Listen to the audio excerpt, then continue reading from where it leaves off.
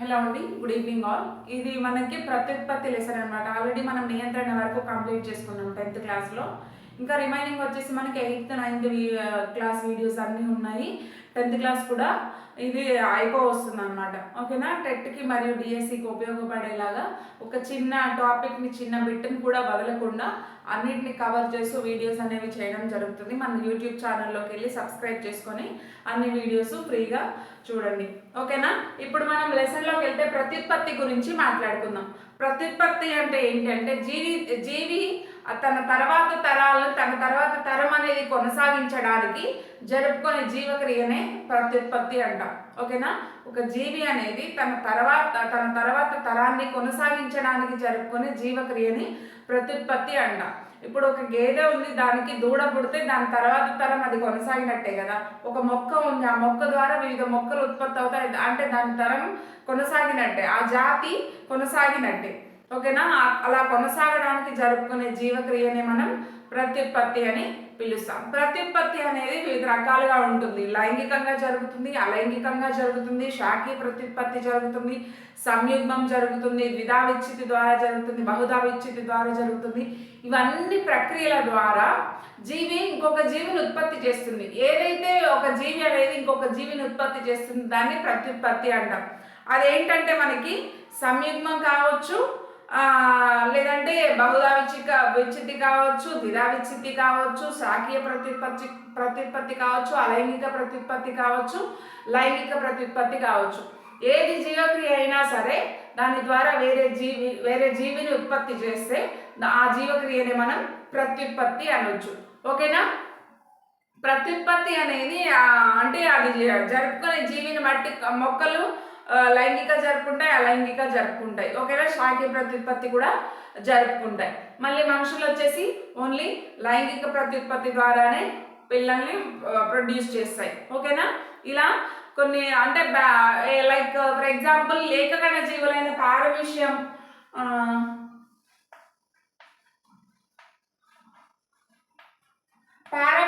ఏకకణ జీవి అయిన పారమిషియం వచ్చేసి మనకి ద్విధా విచ్ఛితి ద్వారా అనుకూల పరిస్థితుల్లో ద్విధా విచ్ఛితి జరుపుకొని రెండు పిల్ల జీవులను ఏర్పరుస్తుంది. ఓకేనా? అనుకూల పరిస్థితుల్లో ద్విధా విచ్ఛితి జరుపుకొని రెండు పిల్ల జీవులను ఏర్పరుస్తుంది. ఇది ఏకకణ జీవుల్లో జరిగేటువంటి ప్రత్యుత్పత్తి అనుకోండి. ఓకేనా? ఇంకా చూసుకున్నట్లయితే కనుక ప్రత్యుత్పత్తి జరిగే సమయాన్ని బట్టి కూడా మనం దాన్ని విభజించవచ్చు. ఓకేనా? అనుకూల పరిస్థితుల్లో ఒక టైం పడితే అననుకూల పరిస్థితుల్లో ఒక టైం అనేది పడతా ఉంటుంది.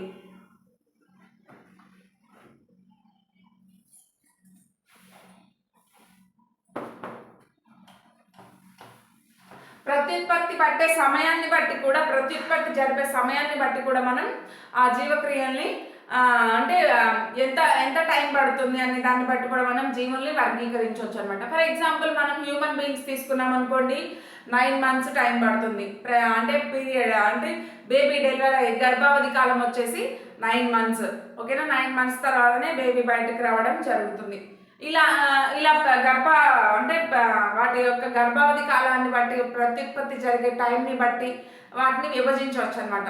ఫర్ ఎగ్జాంపుల్ కనుక మనం చూసినట్లయితే ప్రత్యుత్పత్తి ఎలా అనుకూల పరిస్థితుల్లో ఏ విధంగా ప్రభావం కొన్ని అనుకూల పరిస్థితులు ఉన్నాయనుకో వేగంగా ప్రత్యుత్పత్తి జరిగి వేగంగా జీవులు ఉత్పత్తి అవ్వడానికి ఛాన్స్ ఉంది. ప్రతికూల పరిస్థితులు ఉన్నాయనుకోండి, అంటే అన్ఫేవరబుల్ కండిషన్స్ అంటాం కదా. ఫేవరబుల్ కండిషన్స్ ఉన్నప్పుడు బాగా జరుగుతుంది, అన్ఫేవరబుల్ కండిషన్స్ ఉన్నప్పుడు కొంచెం తక్కువగా జరుగుతుంది. అలా దానికి ఎగ్జాంపుల్గా ఒకటి చూద్దాం. మనం ఒక బౌల్లో ఇప్పుడు పాలలో బ్యాక్టీరియా ఉత్పత్తి గురించి చూద్దాం.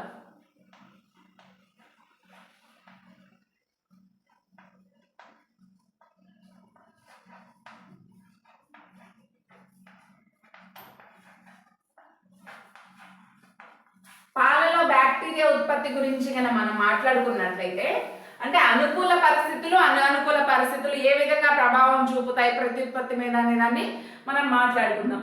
ఓకేనా? పాలని పెరుగుగా మార్చే బ్యాక్టీరియా ఏంటంటే లాక్టోబాసిల్లస్ బ్యాక్టీరియా. ఓకేనా? మనం ఒక సేమ్ కొలతలు కలిగిన సేమ్ బౌల్స్ తీసుకుందాం. ఓకేనా? ఇందులో ఒక 30 ఒక 1/2 లీటర్ వరకు పాలు తీసుకుందాం, లేదంటే ఒక 30 చెంచాలని మనకి బుక్లో ఇవ్వడం జరిగింది, మన ఇష్టం. ఒక 1/2 లీటర్ అని తీసుకుందాం. ఓకేనా? ఇందులో వచ్చేసి 1/2 లీటర్ మిల్క్, ఇందులో కూడా 1/2 లీటర్ మిల్క్. ఓకేనా? ఇందులో ఒక చెంచా పెరుగు, ఒక చెంచా పెరుగు యాడ్ చేసాం. ఇందులో కూడా 1 చెంచా పెరుగు యాడ్ చేసాం. 1 స్పూన్ ఆఫ్ కర్డ్ కూడా దీనిలో యాడ్ చేసాం, దీనిలో కూడా యాడ్ చేసాం. సేమ్ క్వాంటిటీ, మిల్క్ వచ్చేసి 1/2 లీటర్ దీనిలో, 1/2 లీటర్ దీనిలో. కానీ దీనిలో వచ్చేసి మనం ఏ మిల్క్ తీసుకున్నామంటే కొంచెం గోరువెచ్చగా ఉన్న పాలను తీసుకున్నాం.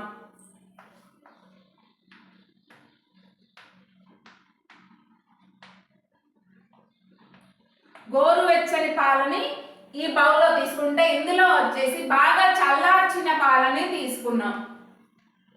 బాగా చల్లార్చిన పాలను ఇందులో తీసుకున్నాం, దీనిలో వచ్చేసి గోరువెచ్చని పాలలో తీసుకున్నాం. క్వాంటిటీ సేమ్, పాలు వచ్చేసి 1/2 లీటర్, 1 స్పూన్ ఆఫ్ కర్డ్ వచ్చేసి సేమ్ క్వాంటిటీ యాడ్ చేసాం అనమాట. ఓకేనా?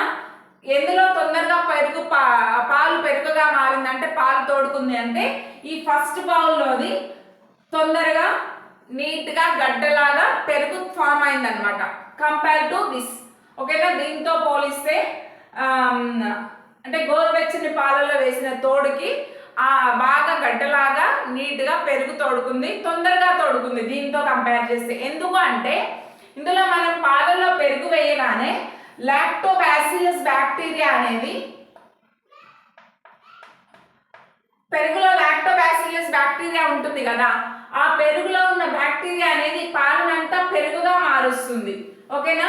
ఈ 1 స్పూన్ ఆఫ్ పెరుగు అనేది ఒక 30 స్పూన్స్ ఆఫ్ పాలు అనుకుందాం వీటిని, లేదా ఒక 1/2 లీటర్ ఆఫ్ మిల్క్ అనుకుందాం.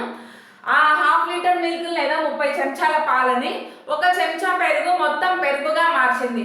అంటే అంత ఒక 5-6 అవర్స్ మనం నైట్ పెరుగు తోడు పెడితే ఎర్లీ మార్నింగ్ కల్లా పెరుగు అవుతుంది. పాలను తోడు పెడితే ఎర్లీ మార్నింగ్ కల్లా తోడు అవుతుంది. అంటే ఒక 6 అవర్స్లో కల్లా బాగా అభివృద్ధి చెందిపోతాయి. ఓకేనా? ఈ స్పూన్ అంత ఉన్న లాక్టోబాసిల్లస్ బ్యాక్టీరియా అనేది ఈ 1/2 లీటర్ అంత అయింది. అంటే అంత వేగంగా విభజన చెందింది అనమాట ఆ బ్యాక్టీరియా అనేది. ఎందుకు అంత వేగంగా విభజన? ఇది మాత్రం పెరుగుగా అవ్వలేదు. ఓకేనా? ఎందుకు అంటే దీనికి ఇక్కడ ఫేవరబుల్ కండిషన్స్ అనేవి ఉన్నాయి. దాని ఫేవరబుల్ కండిషన్స్ ఏంటంటే గోరువెచ్చని పాలు. ఓకేనా? అది వచ్చేసి మళ్ళీ ఇంత ఒక చెంచా పెరుగు అనేది 30 చెంచాల పాలని పెరుగుగా మార్చిందంటే ఆ 30 చెంచాలంత లాక్టోబాసిల్లస్ బ్యాక్టీరియా మనకి ఫామ్ అయినట్టే కదా. సో అంటే అంత స్పీడ్గా ఈ బ్యాక్టీరియా అనేది గ్రో అవుతుంది అనమాట. ఓకేనా? అంటే ఫేవరబుల్ కండిషన్స్ కూడా మనకి రిప్రొడక్షన్ మీద ప్రభావాన్ని చూపుతాయి. అనుకూల పరిస్థితులు, ప్రతికూల పరిస్థితులను బట్టి కూడా మనకి ప్రత్యుత్పత్తి అనేది జరుగుతుంది అనమాట. ఓకేనా? అది మనం ఈ ప్రయోగం ద్వారా నిరూపించాం.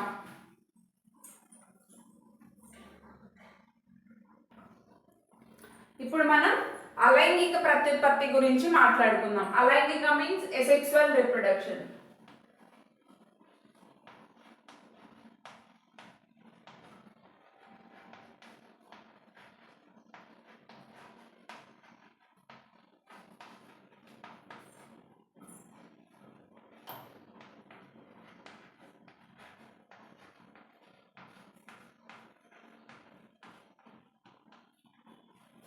అసెక్సువల్ రిప్రొడక్షన్ అంటే రెండు జనకజీవులతో సంబంధం లేకుండా ఒకే జనకజీవి నుంచి తర్వాత పిల్లజీవి ఏర్పడితే దాన్ని మనం అలైంగిక ప్రత్యుత్పత్తి అంటాం.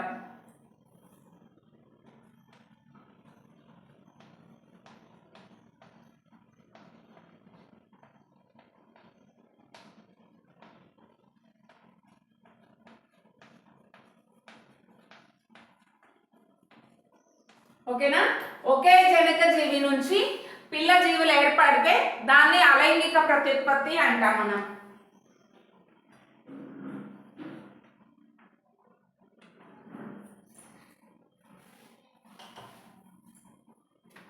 దీనికి రెండు జనకజీవులతో సంబంధం లేదు. అంటే తల్లి తండ్రితో సంబంధం లేకుండా ఒకే ఒక జనకజీవి నుంచి పిల్లజీవి ఫామ్ అయితే దాన్ని అలైంగిక ప్రత్యుత్పత్తిగా చెప్పుకుంటాం. ఫర్ ఎగ్జాంపుల్ మనం పారమిష్యాన్ని తీసుకుందాం.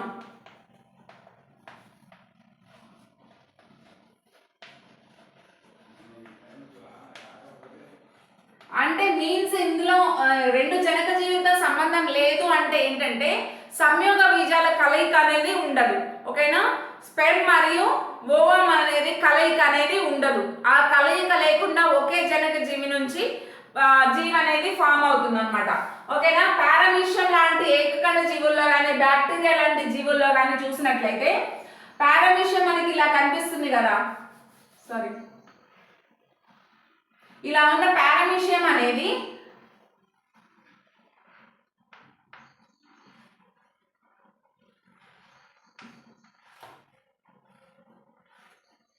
ఇలా రెండు పారామీషియల్ గా విడిపోతుంది. ఓకేనా, పారామీషియం అనేది ద్విధా విచ్ఛిత్తి ద్వారా రెండు పారామీషియంలుగా విడిపోతుంది. అంటే ఒక పారామీషియం రెండు జీవులుగా విడిపోతేనేమో దాన్ని ద్విధా విచ్ఛిత్తి అంటాం. రెండు కంటే ఎక్కువ జీవులుగా విడిపోతే దాన్ని బహుధా విచ్ఛిత్తి అని చెప్తాం. ఓకేనా, పారామీషియంలో జరిగేదాన్ని మనం ద్విధా విచ్ఛిత్తి అని పిలుస్తాం. దీన్నే మనం ఫిజన్ అంటాం. పారామీషియం అనేది ఏంటంటే ద్విధా విచ్ఛిత్తికి లేదా బహుధా విచ్ఛిత్తికి ఎగ్జాంపుల్. నెక్స్ట్ వచ్చేసి మనకి కోరకి భవనం.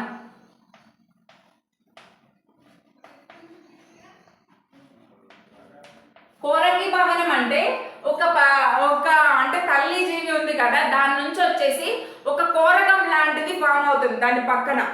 రాను రాను అదేంటంటే తల్లి జీవి నుంచి విడిపోయి వేరే కొత్త జీవిగా ఏర్పడుతుంది అనమాట. ఫర్ ఎగ్జాంపుల్ మనం హైడ్రా లాంటి దాన్ని తీసుకున్నాం అనుకోండి.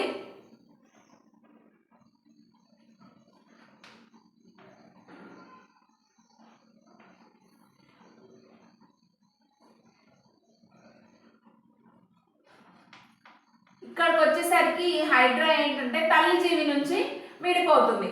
సో రెండు హైడ్రాలు ఏర్పడ్డాయి అన్నమాట.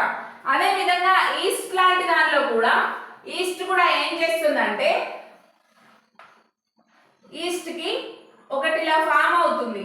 ఓకేనా, అది ఫామ్ అయిన తర్వాత మళ్ళీ తల్లి జీవి నుంచి విడిపోయి రెండు ఈస్ట్లని ఫామ్ అవుతుంది. అంటే ఇక్కడ ఏర్పడిన కోరకం లేదా కోరకం లాంటి దాన్ని ఏమంటామంటే దీన్నే బడ్డింగ్ అని కూడా అంటాం. ఓకేనా, ఇంగ్లీష్ లో బడ్డింగ్ అంటాం. ఇదేంటంటే బడ్ అనమాట. మనకి కోరకం లేదా బడ్ అని పిలుస్తాం. తల్లి జీవికి పక్కన ఏర్పడింది కదా, దాన్నే బడ్ లేదా కోరకం అంటాం. ఈ కోరకం లేదా బడ్ అనేది ఏంటంటే కొంచెం డెవలప్ అయిన తర్వాత అది తల్లి నుంచి వేరుపడి ఇంకో కొత్త జీవి ఏర్పడుతుంది. తల్లి జీవి అలానే ఉంటుంది, కానీ ఇక్కడ ఏర్పడిన కోరకం ఇంకొక జీవిగా ఏర్పడుతుంది. సో దీన్నే మనం కోరకి భవనం అంటాం. ఓకేనా, మనకి విచ్ఛిత్తిలో వచ్చేసి ద్విధా విచ్ఛిత్తిలో వచ్చేసి తల్లి జీవి రెండు పిల్ల జీవులుగా విడిపోతుంది. కానీ కోరకి భవనంలో తల్లి జీవి అలానే ఉంటుంది, దాని పక్కన ఒక కోరకం లాంటిది ఏర్పడి ఆ కోరకం తల్లి నుంచి విడిపోయి కొత్త జీవిగా అభివృద్ధి చెందుతుంది అన్నమాట. ఓకేనా, కోరకి భవనానికి ఎగ్జాంపుల్ వచ్చేసి మనకి ఈస్ట్. ఓకేనా, ఈస్ట్ అని పిలుస్తాం.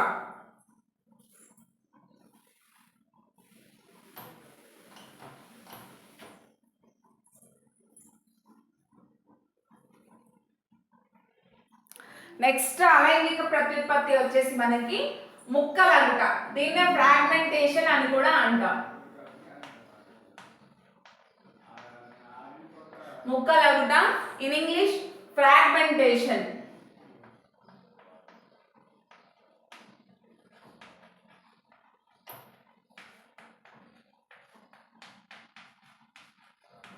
ఫ్రాగ్మెంటేషన్ కి ఎగ్జాంపుల్ ఏంటంటే స్పైరోగైరా తీసుకోవచ్చు మనం. ఓకేనా,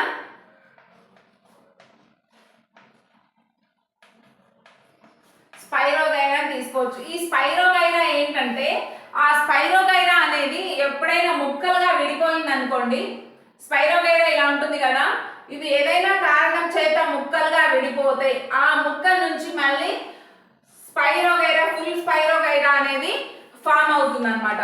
ఓకేనా, ఏదైనా కారణం చేత ముక్కలు అయితే ఆ స్పైరోగైరా ముక్క నుంచి మళ్ళీ పూర్తి స్పైరోగైరా అనేది ఏర్పడుతుంది. ఇటువంటి వాటికి ఎగ్జాంపుల్ మనం శిలీంధ్రాలు కానీ లేదంటే బద్దె పురుగులు కానీ లేదంటే మౌల్స్ కానీ ఇట్లాంటి వాటిని ఎగ్జాంపుల్స్ గా తీసుకోవచ్చు ముక్కలగుట అనే దానికి. ఓకేనా, మెయిన్ ఎగ్జాంపుల్ మాత్రం మనకి బుక్ లో అయితే స్పైరోగైరా అని ఇవ్వడం జరిగింది. నెక్స్ట్ వచ్చేసి మనకి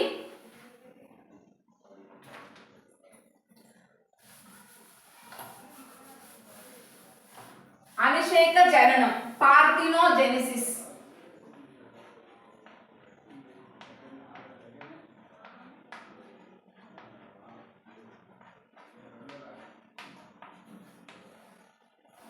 అనిషేక జననం, పార్థినోజెనిసిస్ అంటే అంటే సంయుగ్మం చెందని సంయుక్త బీజాల నుంచి జీవి ఏర్పడితే దాన్ని అనిషేక జననం అంటారు. ఫర్ ఎగ్జాంపుల్ మనకి ఫర్టిలైజేషన్ అయిన తర్వాత సంయుక్త బీజం ఏర్పడుతుంది కదా, ఆ సంయుక్త బీజం ఏర్పడిన దాని నుంచి ఆడజీవులు ఏర్పడితే అలా సంయుగ్మం జరగకుండా మిగిలిపోయిన స్పెమ్స్ ఏవైతే ఉన్నాయో వాటి నుంచి మగజీవులు ఏర్పడతాయి. దానినే మనం అనిషేక జననం అంటారు. లైక్ మనం చీమల్ లాంటి వాటిలో కానీ లేదంటే తేనెటీగల లాంటి వాటిలో కానీ ఇట్లాంటివి చూడొచ్చు అనమాట. దీన్నే పార్థినోజెనిసిస్ అంటాం, వితౌట్ ఫర్టిలైజేషన్ అని. ఓకేనా, దీన్నే మనం ఏమంటామంటే పార్థినోజెనిసిస్.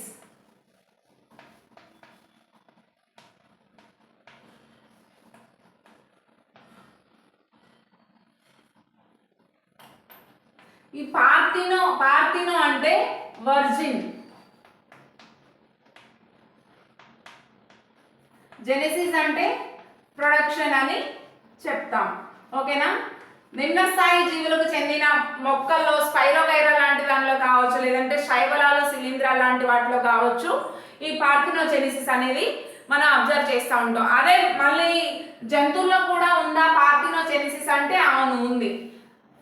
ఎందులో అంటే ఫర్ ఎగ్జాంపుల్ మనకి జైగోట్ నుంచి సంయుక్త బీజం నుంచి ఏర్పడే జీవులు ఆడజీవులు అనమాట. ఆడజీవులు ఏర్పడతాయి అంటే రెండు సంయుక్త బీజాల కలయిక వల్ల రెండు సంయోగ బీజాలు కలయిక వల్ల అంటే ఎగ్ మరియు స్పెమ్ కలయిక వల్ల మనకి జైగోట్ లేదా సంయుక్త బీజం అనేది ఫామ్ అవుతుంది. ఆ సంయుక్త బీజం నుంచి ఏర్పడే జీవి ఆడజీవి అయితే ఫలదీకరణం చెందని అండం నుంచి ఏర్పడేది మగజీవి అన్నమాట.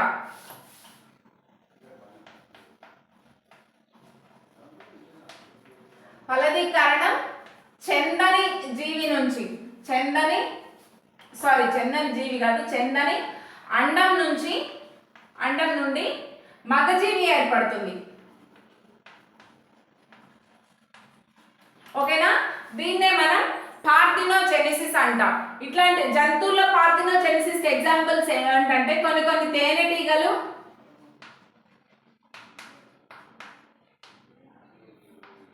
చీమలు ఇట్లాంటి వాటికి ఎగ్జాంపుల్ గా చెప్పుకోవచ్చు అనమాట.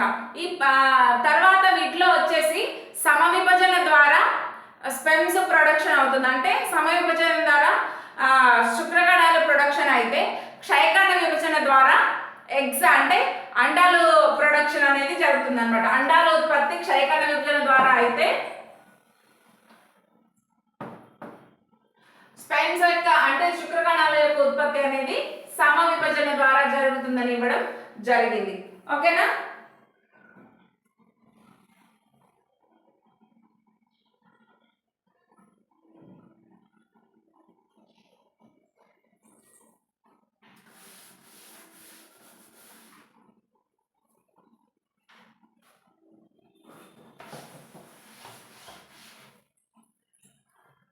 నెక్స్ట్ వచ్చేసి మనకి అనిషేక ఫలనం.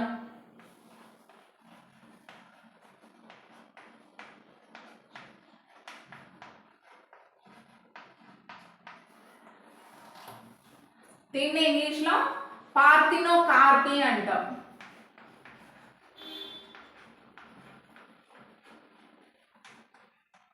అనిషేక ఫలనం అంటే ఏంటి అంటే మనకి ఏదైతే సంయుక్త బీజం ఉంది కదా, ఫలదీకరణం చెందని అండాశయం అనేది నేరుగా ఫలంగా మారుతుంది.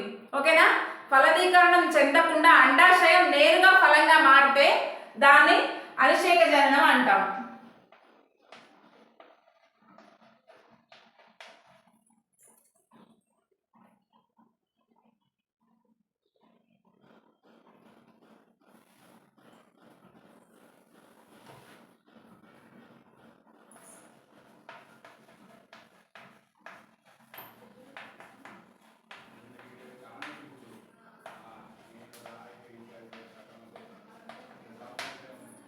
అండాశయం అనేది నేరుగా ఫలంగా మారుతుంది అనమాట. ఓకేనా, దాన్నే అనిషేక జననం లేదా పార్థినోకార్పీ అంటాం. నవేడేస్ మనం ఏంటంటే సీడ్లెస్ గ్రేప్స్ కావచ్చు, సీడ్లెస్ వాటర్ మిలాన్ లాంటివి కావచ్చు, చాలా చూస్తూ ఉన్నాం. ఈవెన్ బనానాస్లో కూడా సీడ్లెస్ బనానాస్, దాని లోపల చాలా చిన్న చిన్న విత్తులు ఉంటాయి. ఈవెన్ అవి కూడా లేకుండా చేస్తున్నారు ఇప్పుడు పార్థినోకార్పీ అనే ప్రాసెస్ ద్వారా. ఓకేనా, ఇలాంటి వాటి వల్ల అంటే ఏం జరుగుతుందంటే ఫలదీకరణం జరగకుండా జరగనివ్వరు. ఓకేనా, డైరెక్ట్గా అండాశయమే ఫలంగా మారిపోతుంది అనమాట. దీన్నే మనం అనిషేక ఫలనం అంటారు. ఎగ్జాంపుల్స్ వచ్చేసి మనకి గ్రేప్స్, ఈ మధ్య మనం సీడ్లెస్ గ్రేప్స్ని ఎక్కువగా చూస్తున్నాం కదా. సీడ్లెస్ గ్రేప్స్ కావచ్చు, లేదంటే సీడ్లెస్ వాటర్ మిలాన్ కావచ్చు, ఇలాంటివన్నీ చాలా చూస్తున్నాం. Even banana also. ఓకేనా, ఇట్లాంటివన్నీ మనకి పార్థినోకార్పీ అనిషేక ఫలనానికి ఎగ్జాంపుల్స్ అనమాట. అనిషేక ఫలనాన్ని ప్రేరేపించే హార్మోన్ ఏది అంటే ఆక్సిన్స్ అండ్ జిబ్బరెలిన్స్ అని చెప్పుకోవచ్చు. ఆక్సిన్స్, జిబ్బరెలిన్స్, ఈవెన్ సైటోకైనిన్స్ కూడా హెల్ప్ అవుతాయి అనిషేక ఫలనానికి. ఓకేనా, సైటోకైనిన్స్ కూడా హెల్ప్ అవుతాయి. ఆక్సిన్స్ మరియు జిబ్బరెలిన్స్ అనేవి అనిషేక ఫలనాన్ని ప్రేరేపిస్తాయి అన్నమాట. ఓకేనా,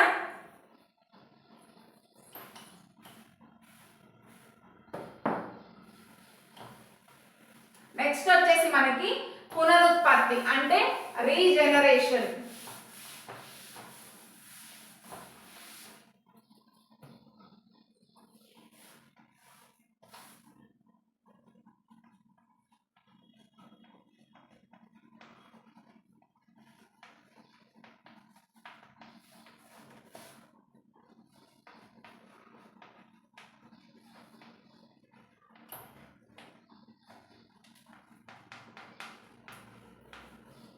పునరుత్పత్తినే రీజనరేషన్ అంటాం.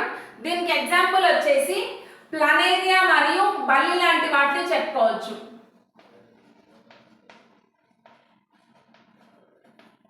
లిజర్డ్స్. ఓకేనా, బల్లి ఎక్కడైనా కొంచెం బల్లి తోక ఏదైనా అకారణం చేత ఏదైనా ప్రమాదాల వల్ల బల్లి తోక తెగిపోయింది అనుకో, మళ్ళీ బల్లి తోకని ఫామ్ చేసుకోగలుగుతుంది. ఓకేనా, ఆ తోక అనే ఆర్గన్ అది ఫామ్ చేసుకుంటుంది. అదే రీజనరేషన్ ప్రాసెస్ అనమాట. ఈవెన్ ప్లానేరియా కూడా దాని నుంచి ఏదైనా చిన్న ముక్క విడిపోతే ఆ ముక్క నుంచి పూర్తి జీవిని అనే దాన్ని ఏర్పరచగలుగుతుంది అనమాట. దాన్ని మనం రీజనరేషన్ అంటాం. ఈ రీజనరేషన్ అనే ప్రాసెస్ ని ప్లానేరియాలో మరియు బల్లిలో అబ్జర్వ్ చేయొచ్చు.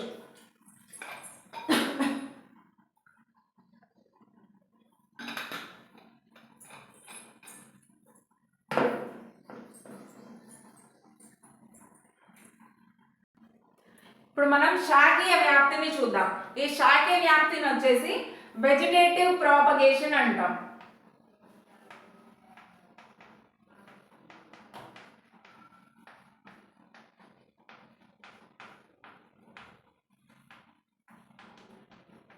ఈ శాఖీయ వ్యాప్తి ఎలా జరుగుతుందంటే ఉన్నత స్థాయి మొక్కల్లో వచ్చేసి ఈ శాఖీయ వ్యాప్తి అనేది సహజ శాఖీయ వ్యాప్తి, కృత్రిమ శాఖీయ వ్యాప్తి అనేది రెండు రకాలుగా జరుగుతుంది. మనం ఫస్ట్ వచ్చేసి సహజ శాఖీయ ప్రత్యుత్పత్తి చూద్దాం.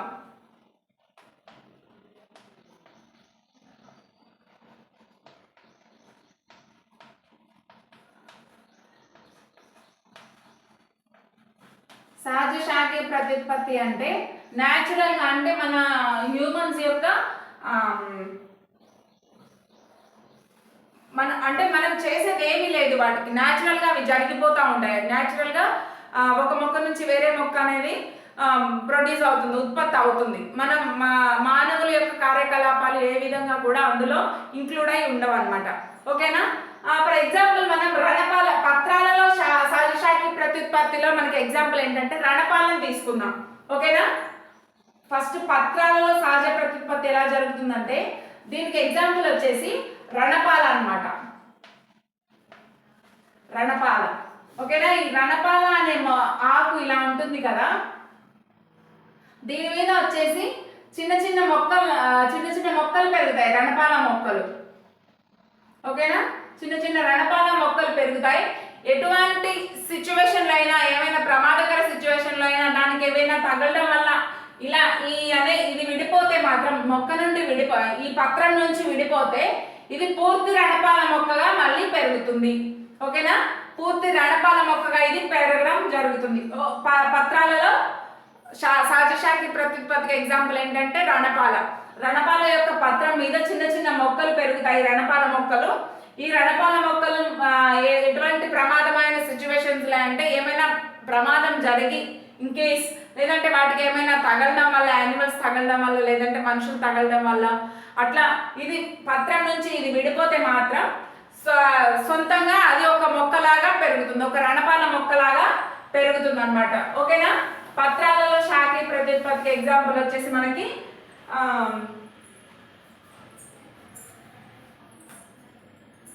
రణపాలు అన్నమాట.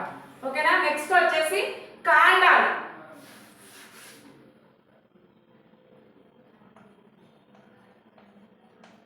కాండంలో సహజశాఖీ ప్రత్యుత్పత్తికి ఎగ్జాంపుల్ ఏంటంటే స్టోలెన్స్ కానీ సక్కర్స్ కానీ, స్టోలెన్స్ సక్కర్స్ కదా, రన్నర్ చాక్పీస్లు అయిపోయినాయి. స్టోలెన్స్ మరియు రన్నర్స్. ఓకేనా, ఈ స్టోలెన్ మరియు రన్నర్స్ యొక్క కాండం అనేది బలహీనంగా ఉండడం వల్ల ఆ కాండం అనేది వంగి పెరుగుతుంది. ఆ కాండం దగ్గర వేర్లు అనేది ఫామ్ అయ్యి ఏదైనా సిచ్యువేషన్ లో ఇది మొక్క నుంచి గన విడిపోతే ఇది పూర్తి మొక్కగా పెరుగుతుంది అన్నమాట. చూపిస్తాను చూడండి.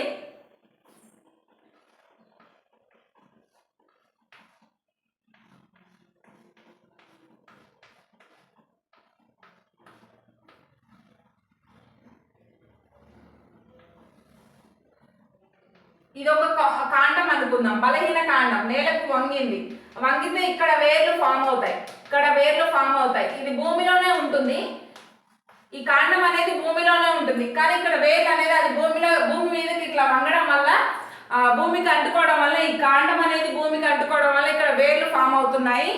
ఏదైనా కారణం చేత ఇది తల్లి మొక్క నుంచి విడిపోతే ఇది ఒక స్వతంత్రమైన మొక్కగా పెరుగుతుంది అన్నమాట. ఓకేనా, బలహీనమైన కాండాల్లో మనం ఇట్లాంటివి చూడొచ్చు. రన్నర్లకు ఎగ్జాంపుల్ వచ్చేసి పులిచింత కావచ్చు, సరస్వతి ఆకు కావచ్చు. ఓకేనా, స్టోలన్స్ కి ఎగ్జాంపుల్ వచ్చేసి మల్లె లాంటివి, మరియు లసనానికి ఎగ్జాంపుల్ వచ్చేసి ఉల్లి. లసనానికి ఎగ్జాంపుల్ వచ్చేసి ఉల్లిగా తీసుకుందాం. కొమ్ముకి ఎగ్జాంపుల్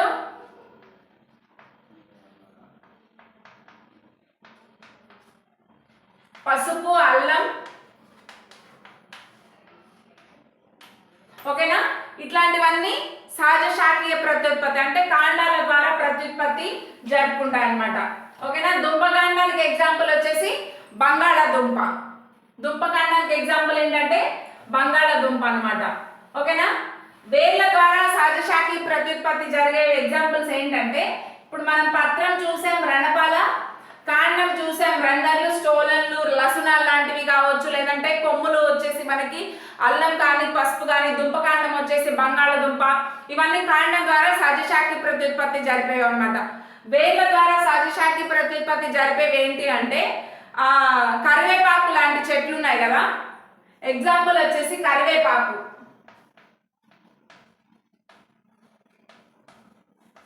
కర్రీ లీవ్స్ అంటాం కదా, కర్రీ లీవ్స్ అది చెట్టు ఇలా పెరిగిందనుకో దాని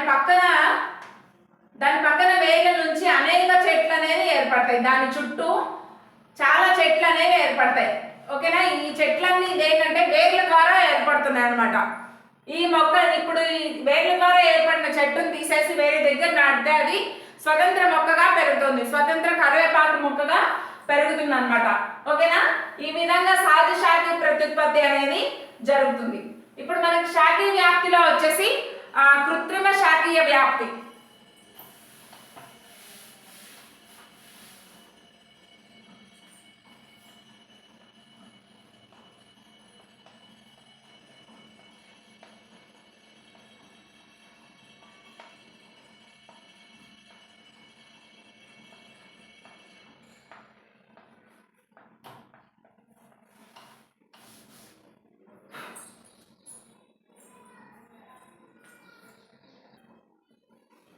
కృత్రిమ శాఖీయ వ్యాప్తిలో వచ్చేసి మనకి ఫస్ట్ ఛేదనం.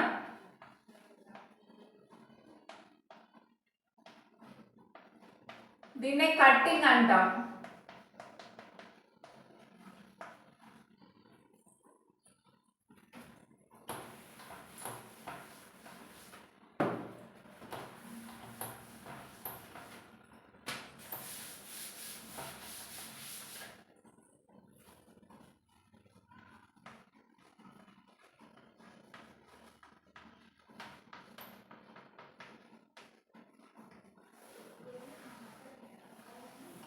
ఛేదనం అంటే ఏంటంటే ఒక మొక్క యొక్క కోరకం కలిగిన భాగాన్ని కట్ చేసి మొక్క నుంచి వేరే నేలలో పక్కన వేరే కుండీలో కనుక నాటితే అది పూర్తి మొక్కగా అభివృద్ధి చెందుతుంది. దీన్నే కట్టింగ్ అంటాం. దీనికి ఎగ్జాంపుల్ వచ్చేసి గులాబీ మరియు మందార. ఓకేనా? ఛేదనానికి ఎగ్జాంపుల్గా ఏం తీసుకుందాం? గులాబీ, మందార. ఇప్పుడు మనకి ఇక్కడ ఒక మొక్క ఉంది. ఏంటి? ఇది మందార మొక్కనే అనుకుందాం.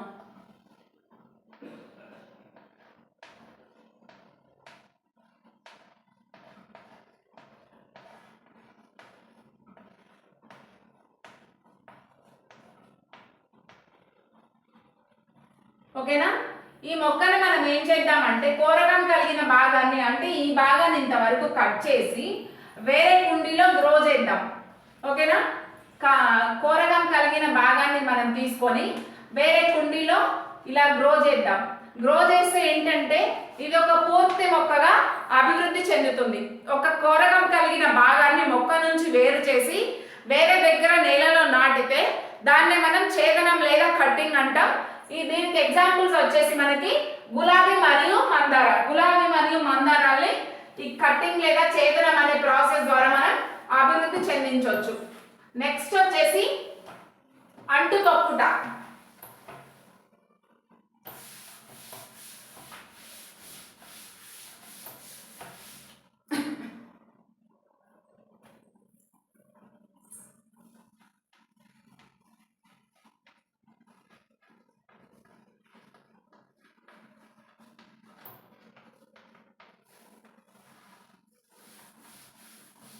ఈ అంటు తొక్కుట ప్రాసెస్లో ఏంటంటే ఒక కణుపు కలిగిన భాగాన్ని నేలలోకి ఇట్లా లేత కాండాన్ని కాదు, కొంచెం అంటే పెద్దగైన కాండాన్ని, మరి లేత కాండాన్ని అయితే విరిగిపోతుంది కదా, ఒక కాండాన్ని కడుపు కలిగిన కాండాన్ని తీసుకొని నేలలో ఇట్లా తొక్కి దాని మీద కొంచెం మట్టి వేసి కొంచెం పైన ఇట్లా పెట్టాలి.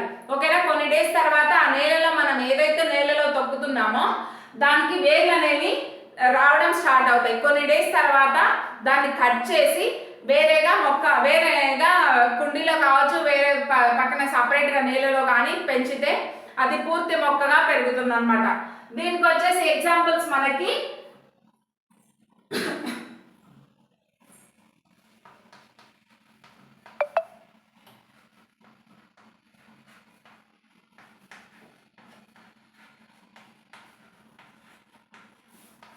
మల్లె మరియు గన్నేరు. ఓకేనా?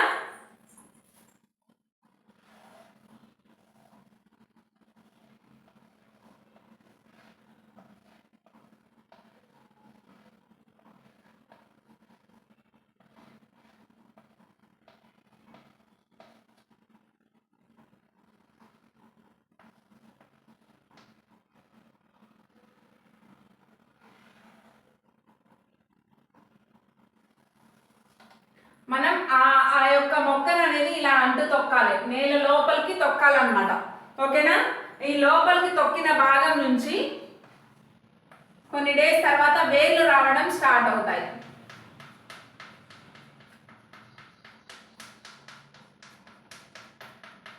ఈ నేలలో తొక్కేటప్పుడు ఏంటంటే దీనికి కణుపు ఉండేలాగా చూసుకోవాలి. ఓకేనా?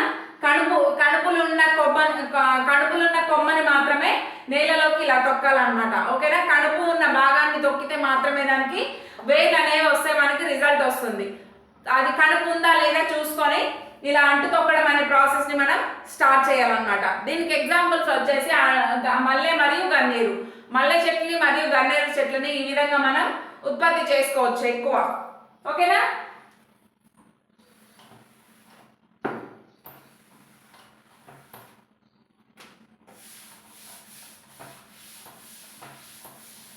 మనకి అంటు తొక్కుటకి మరియు సహజశాఖీయ ప్రత్యుత్పత్తిలో ఉన్న కాండం యొక్క పెరుగుదల, రన్నర్లు, స్టోలెన్స్ ఇలా ఇలా చూసాం కదా, వాటికి దీనికి ఏమైనా మీకు అంటే సేమ్ అనిపించవచ్చు.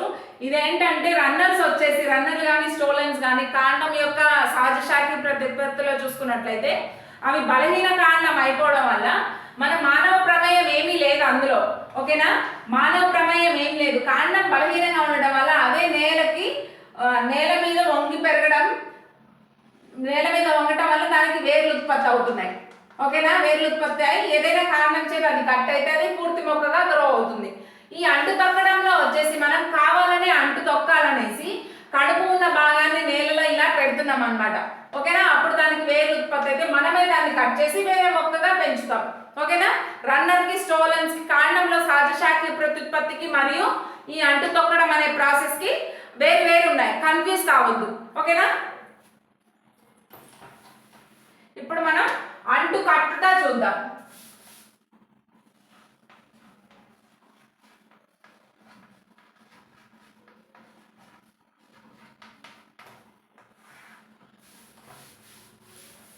ఈ అంటు కట్టుటలో వచ్చేసి అంటే అంటు కట్టుటలో రెండు మొక్కలు ఉంటాయి అన్నమాట. ఒకటి స్టాక్ మరియు సయాన్. ఫర్ ఎగ్జాంపుల్ మనకి ఈ మొక్క నేలలో ఉంది. ఓకేనా, మనం వేరే మొక్కను తీసుకొచ్చి దీనికి అంటు కడుతున్నాం. వేరే మొక్క యొక్క భాగాన్ని తీసుకొచ్చి అంటు కడుతున్నాం. దీనికి ఇలా కట్టాలన్నమాట. ఓకేనా, ఒక పురి ఉన్న దారంతో ఇలా ప్లాస్టిక్ కవర్ని పురి ఉన్న దారంతో కట్టాలి. ఈ నేలలో ఉన్న భాగాన్ని మనం స్టాక్ అంటాం. నేలలో ఉన్న భాగాన్ని స్టాక్ అంటాం. వేరే మొక్క నుంచి తెచ్చిన భాగాన్ని సయాన్ అంటాం. ఓకేనా, ఈ అంటు కట్టడంలో స్టాక్ మరియు సయాన్ అనేవి ఉంటాయి. రెండు మొక్కలు కలిపి ఒక మొక్కగా పెంచడాన్ని అంటు కట్టడం అంటారు. దీన్నే గ్రాఫ్టింగ్ అని కూడా అంటాం ఇంగ్లీష్లో. ఓకేనా, గ్రాఫ్టింగ్. ఈ అంటు కట్టాల్సిన అవసరం ఏమొచ్చింది, దీనివల్ల మనకు ఉపయోగం ఏంటి అంటే మీ తోటలో ఒక 2 చెట్లు ఉన్నాయి. ఓకేనా, ఈ పెద్ద కాయలు కానీ టేస్ట్ లేదు, టేస్ట్ లెస్. ఇంకొక చెట్టు ఉంది, దానికి చిన్న కాయలు కానీ వెరీ స్వీట్ ఉంటాయి, వెరీ టేస్ట్ ఉన్నాయి కాయలు. ఓకేనా, మనకి ఇప్పుడు మనం ఈ 2 లక్షణాలు ఒక మొక్క మీద పెంచాలనుకుంటున్నాం. ఫర్ ఎగ్జాంపుల్ జామకాయలు తీసుకుందాం. లావు జామకాయలు కానీ టేస్ట్ లేవు, సప్పగా ఉన్నాయి. ఇంకొక చెట్టుకు వచ్చేసి చాలా చిన్న జామకాయలు కాస్తున్నాయి కానీ వెరీ టేస్ట్ ఉన్నాయి, స్వీట్గా ఉన్నాయి. వీటి రెండింటిని ఒక మొక్క మీద ఎలా గ్రో చేయాలంటే మనము ఈ రెండింటిని అంటుకట్టడం అనే దాని ద్వారా ఒకే మొక్క మీద గ్రో చేయొచ్చు. ఓకేనా, గ్రాఫ్టింగ్ ద్వారా లావు జామకాయలు మరియు టేస్టీగా ఉండే జామకాయలు రావాలంటే మనం గ్రాఫ్టింగ్ అనే ప్రాసెస్ ద్వారా ఈ రెండింటిని అంటు తొక్కుట ద్వారా ఒకటే మొక్కలో పెంచవచ్చు అన్నమాట. ఓకేనా, ఈ మొక్క కిందగా ఉంది కదా, చిన్న మొక్క మరియు వెరీ టేస్ట్ ఉన్న మొక్క, ఇది స్టాక్ అనుకోండి. పెద్ద మొక్క అంటే పెద్ద జామకాయలు టేస్ట్ లేని జామకాయలు వేరే చెట్టు ఉంది. ఆ వేరే చెట్టు యొక్క కొమ్మను తీసుకొచ్చి దీనికి అంటు కడితే అప్పుడు దీనికి ఏం కాయలు కాస్తున్నాయంటే లావు మరియు టేస్టీ జామకాయలు కాస్తున్నాయి. ఓకేనా, లావు మరియు టేస్టీ జామకాయలు అనేవి దీనికి కాస్తున్నాయి. అంటు కట్టడం వల్ల ఇలాంటి ఉపయోగాలు ఉన్నాయన్నమాట. ఓకేనా, మామిడికాయలు కావచ్చు, జామకాయలు కావచ్చు, ఏమైనా ఫ్రూట్స్ మనకి కావాల్సిన వాంఛిత లక్షణాలు తెచ్చుకోవడానికి ఈ అంటుకట్టడం అనే ప్రాసెస్ని ఉపయోగిస్తాం. వాంఛిత లక్షణాలు అంటే మనం ఏవైతే లక్షణాలు కావాలనుకుంటున్నామో ఆ లక్షణాలను ఉత్పత్తి చేయడం కోసం ఈ ప్రాసెస్ని ఉపయోగిస్తాం అన్నమాట. అంటే మనకు లావు జామకాయలు కావాలి ప్లస్ టేస్టీగా కావాలి. సో వాంఛిత లక్షణాలు మనం సెలెక్ట్ చేసుకొని ఇట్లా చేస్తే కనుక 2 మొక్కల్లో 2 లక్షణాలు ఉన్నాయి. ఓకేనా, ఒక మొక్క బాగా పొడవు పెరుగుతుంది కానీ దానికి కాయలు కాయవు. ఒక మొక్క పొట్టిగా పెరుగుతుంది కానీ దానికి బాగా కాయలు కాస్తాయి. మనకేం కావాలి, మొక్క పొడుగ్గా ఉండాలి, కాయలు బాగా కాయాలి. అంటే ఈ 2 మొక్కల్ని అంటుకట్టడం ద్వారా గ్రాఫ్టింగ్ చేసి ఒకే మొక్కగా గ్రో చేయడం వల్ల ఆ పొడుగు చెట్టు మరియు ఎక్కువ కాయలు కాసే చెట్టుని మనం ఒకే మొక్కలో పెంచవచ్చు. ఓకేనా. మొక్క పొడుగ్గా ఉంటుంది, ప్లస్ కాయలు కూడా ఎక్కువ కాస్తాయి. అలా రెండింటి తెచ్చి ఒక మొక్కగా గ్రాఫ్ట్ చేస్తే అంటే అంటు అంటు కడితే ఇలా జరుగుతుంది అనమాట. ఓకేనా. దీన్ని నేలలో ఉండే భాగాన్ని స్టాక్ అని, వేరే మొక్క నుంచి తెచ్చి పెట్టిన భాగాన్ని సయాన్ అనే పేరుతో పిలుస్తాం. దీనివల్ల చాలా ఉపయోగాలు ఉన్నాయి. మనకి ఏవైనా వాంఛిత లక్షణాలు కావాలంటే ఇట్లా అంటుకట్టుట ప్రాసెస్ అనేదాన్ని ఈ నవే డేస్ లో బాగా ఉపయోగిస్తున్నారు అనమాట. ఓకేనా.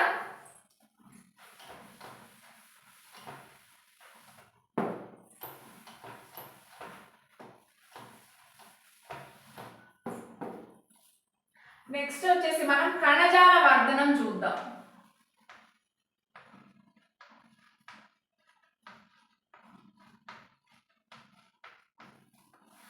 కణజాల వర్ధనం అంటే ఏంటంటే మొక్క యొక్క ఒక కణం లేదా కణజాలం నుంచి పూర్తి మొక్క పెంచడాన్ని కణజాల వర్ధనం అంటాం. అంటే అది ఒక వర్ధన యానకంలో పెరుగుతుంది.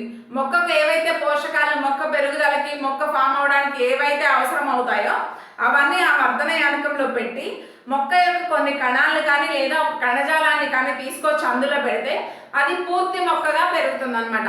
ఈ కణజాల వర్ధనం వల్ల ఉపయోగం ఏంటంటే తక్కువ కాలంలో ఎక్కువ మొక్కలను ఉత్పత్తి చేయడానికి కణజాల వర్ధనం మనకి ఉపయోగపడుతుంది. ఓకేనా. దీన్ని మనం వర్ధన యానకం అనుకుందాం. ఓకేనా. ఈ వర్ధన యానకంలో ఏముంటాయంటే మొక్కకు కావాల్సిన అన్ని కండిషన్స్ ఉంటాయి. అంటే మొక్క పెరుగుదలకు ఏవైతే అవసరం అవుతాయో అవన్నీ ఇందులో ఉంటాయి. ఒక మొక్క యొక్క చిన్న కణజాలాన్ని కావచ్చు లేదంటే కొన్ని కణాలను కావచ్చు తీసుకొచ్చి ఇందులో పెడితే కొన్ని డేస్ తర్వాత అది పూర్తి మొక్కగా గ్రో అవుతుంది. ఓకేనా. పూర్తి మొక్కగా గ్రో అవుతుంది. దీన్నే మనం వర్ధన యానకం అంటాం. వర్ధన యానకం అంటాం. ఇది కణజాల వర్ధనం దేనికి యూజ్ అవుతుందంటే తక్కువ సమయంలో ఎక్కువ మొక్కల్ని ప్రొడ్యూస్ చేయడానికి కణజాల వర్ధనం మనకి బాగా ఉపయోగపడుతుంది.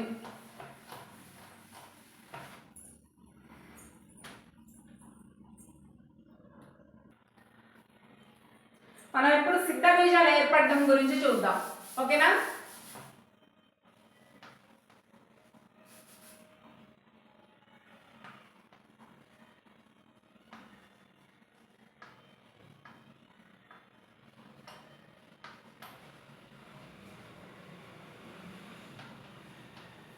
సిద్ధ బీజాలు ఏర్పడడం అంటే మీరు ఏదైనా ఒక ఫ్రూట్ కానీ లేదంటే ఒక బ్రెడ్ కానీ కొన్ని డేస్ అక్కడ పెట్టి పక్కన పెట్టి మర్చిపోతే మాత్రం ఒక 1 వీక్ 10 డేస్లో అట్లా మనకి దాని మీద ఒక నల్లని తెల్లని లాంటి ఒక పదార్థం ఫామ్ అవుతుంది. దాన్ని కనుక మనం ముట్టుకుంటే మన చేతికి ఒక నల్లని పదార్థం అంటుతుంది కదా, దాన్నే మనం సిద్ధ బీజం అంటాం. సిద్ధ బీజం వచ్చేసి సిద్ధ బీజాశయంలో ఫామ్ అవుతాయి. ఓకేనా. ఈ సిద్ధ బీజాశయం ఉందనుకోండి, ఇందులో అన్ని సిద్ధ బీజాలు ఉంటాయి. ఇది పగిలి సిద్ధ బీజాలు బయటకు వస్తాయి. సిద్ధ బీజాశయం పగిలి సిద్ధ బీజాలు బయటకు వస్తాయి అన్నమాట. ఓకేనా. ఎగ్జాంపుల్ వచ్చేసి రైజోపస్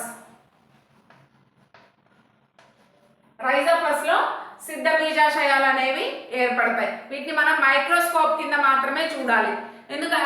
కావాలని మనం గ్రో చేయాలనుకుంటే కనుక ఒక ఫ్రూట్ని కానీ ఒక బ్రెడ్ని కానీ ఒక 10 డేస్ పాలిథిన్ కవర్లో కట్టేసి అంటే వాటికి ఒక చిన్న రంధ్రం ఉంచాలి, గాలి పోయేలాగా చీకటి ప్రదేశంలో ఉంచి తేమ ఆరిపోకుండా కొంచెం కొంచెం తేమ స్ప్రే చేస్తూ ఉండాలి. దాన్ని డైరెక్ట్గా మనం చేతులతో ముట్టుకోకూడదు. ఇన్కేస్ ముట్టుకున్నా కూడా నీట్గా చేతులు అనేవి వాష్ చేసుకోవాలన్నమాట. ఓకేనా. అవి ప్రమాదకరంగా ఉంటాయి మనకి ఈ రైజోపస్ అనేవి. మళ్ళీ తర్వాత కొన్ని డేస్ తర్వాత వాటిని మనం బయటకు తీసి మైక్రోస్కోప్ కింద అబ్జర్వ్ చేసి చూస్తే కదా ఈ విధంగా కనిపిస్తాయి.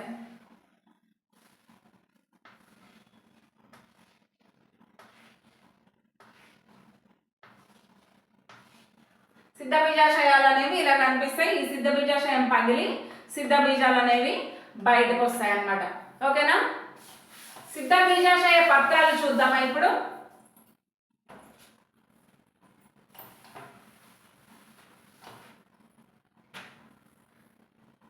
సిద్ధ బీజాశయ పత్రం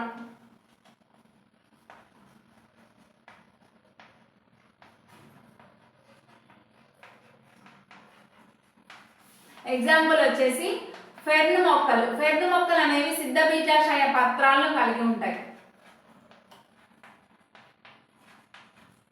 ఓకేనా.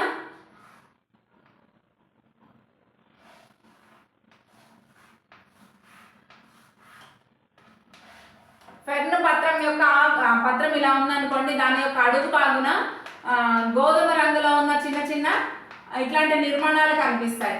ఓకేనా, గోధుమ రంగులో ఉన్న చిన్న చిన్న నిర్మాణాలు ఇట్లాంటివి కనిపిస్తాయి పత్రం యొక్క అడుగు భాగాన. వీటినే మనం సిద్ధ బీజాశయాలు అంటాం.